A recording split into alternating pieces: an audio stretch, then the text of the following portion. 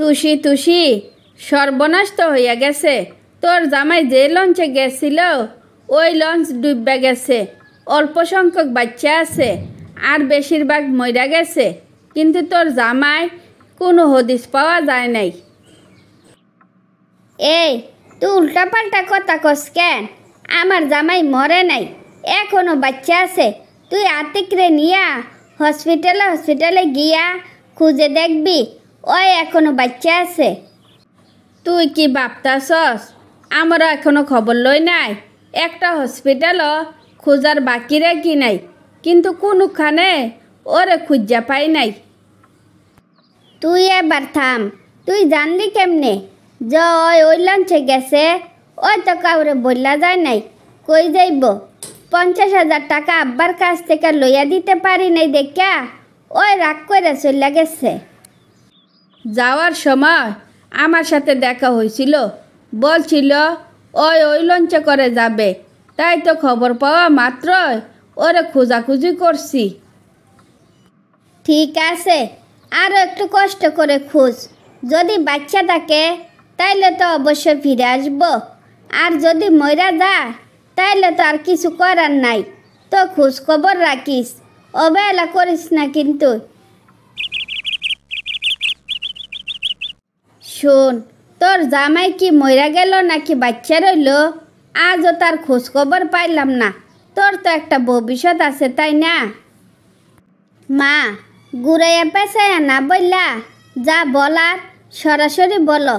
আমার ভবিষ্যৎ নিয়া কি বুঝাইতে চাও? আমরা যদি মইরা যাই তোর ভাই ভাবিরা কি তোরা ওই রকম দেখাশোনা করব না তো। তাই বলছিলাম ভালো কোনো ছেলে পাইলে তোর বিয়া দিয়া দিব। মা, তুমি কি ভালো ছেলের কাছে আমারে বিয়া দিছিলা না? দিছিলা তো। কই, ভালো ছেলের সাথে তো সংসারটা করতে পারলাম না। মইরা গেছে নাকি বাচ্চা আছে, আজও সেই খবরটা জানতে পারলাম না। তাই বলে কি তোর জীবনটা তিলে তিলে শেষ করে দিবি? আমি তো মা হিসাবে তোর এলোমেলো জীবন রেখা আমি মরতে পারি না। তাই আমি সিদ্ধান্ত নিছি তোরে টাকা পয়সা খরচ করে আবার ভালো জায়গায় বিয়ে দিব। তাইলে একটা কাজ করো, আমারে নিয়ে যেহেতু ভাবো যে টাকা পয়সা খরচ করে আমারে বিয়া দিবা, ওই টাকাটা আমার মেয়ের নামে ব্যাংকে রাখিয়া দাও। তাতে মা মেয়ে দুইজন অনেক ভালো থাকবো। শোন মা, আবেগ দিয়ে জীবন চলে না।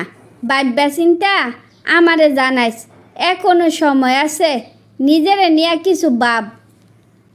শোনো মা, আজেরা পেশাল করে কোনো লাভ নাই। ওর জীবন নিয়ে চলে গেছে, তাই বলে আমার মেয়েটাকে এভাবে অনাথ বানাইতে পারি না। ওরে নিয়ে আমি আমার বাকি জীবন ভালো থাকতে চাই। তোর যা মন চায় তা কর, আমি আর কোনো দিন আর কিচ্ছু বলবো না।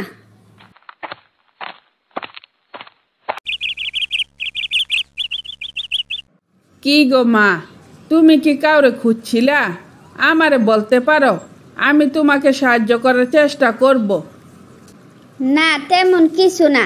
এদিকে আমার এক ছাত্রের বাসা আসছিলাম, কিন্তু আমার স্বামীর মতো দেখতে একজনকে এ বাড়িতে ঢুকতে দেখলাম, তো তাই একটু দাঁড়াইলাম। তোমার স্বামীর নাম কি? উনি কি করে? তোমার সাথে কি তাইলে কোনো যোগাযোগ নাই? শুনছিলাম 6 বছর আগে উনি মইরা গেছে, কিন্তু ওনার মরা দেহ পাই নাই। সে আসলে মইরা গেছে নাকি বাচ্চা রয়েছে। আর ওনার নাম হয়েছে আরমান, দেখতে লম্বা ফর্সা। কি চাচা, আপনি চমকাইয়া গেলেন কেন? এই আরমান তো আমার মেয়ের জামাই। 6 বছর আগে বিয়ে হয়েছে। আমার সাথে পরিচয় দিল, চারকুলে তার কেউ নাই, তাই তো মায়া দেখাইয়া তার সাথে আমার মেয়ে বিয়ে দিছি। এখন সে আমার বাড়িতে থাকে। কাকু, সবাই জানে আমার স্বামী মরে গেছে, তাই বাকি জীবন আমিও জানতে চাই যে আমার স্বামী মারা গেছে। ওই যে বেঁচে আছে সেই কথাটা যেন আর কেউ না জানে। আমার মেয়েটাকে নিয়ে আমি ভালো থাকতে চাই। আমার তো দুইটা নাতনি আছে।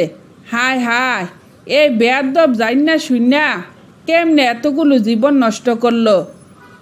এই প্রতারক 50,000 টাকার জন্য রাগ দেখাইয়া আমাদেরকে যেহেতু সাইরে আসতে পারছে, তার জন্য আমার কোনো অভিযোগ নাই। আপনার মেয়ের সাথে সে শান্তিতে সংসার করুক, সেই কামনাই করি। ভালো থাকবেন আর আমার পরিচয়টাকে গোপন রাখবেন। তারপর প্রতারকের কথা শুনে তুষি মন বড়া কষ্ট নিয়ে বাড়ির উদ্দেশ্যে রওনা দিল।